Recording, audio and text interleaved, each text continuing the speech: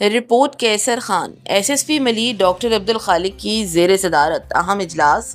S S P Malir doctor Abdul Khaliq کی زیر صدارت S S P office Malir میں اجلاس منعقد ہوا، جس میں ایس پی ملیر، تمام ایس ڈی پی اوز اور ایس ایچ اوز نے شرکت کی۔ اجلاس میں ضلع ملیر کی امن و امان کی صورتحال، جرائم کی روک تھام، زیر تفتیش مقدمات اور پولیس کارکردگی کا تفصیلی جائزہ لیا گیا۔ ایس ایس پی ملیر نے افسران کو اسٹریٹ کرمنلز، منشیات فروشوں، گٹکا ماوا فروشوں اور دیگر جرائم پیشہ عناصر کے خلاف مؤثر کارروائیاں تیز کرنے، اشتہاری و مفرور ملزمان کی گرفتاری، سنیپ چیکنگ، سرچ اور کامنگ آپریشنز کو مزید مؤثر بنانے کی ہدایت کی۔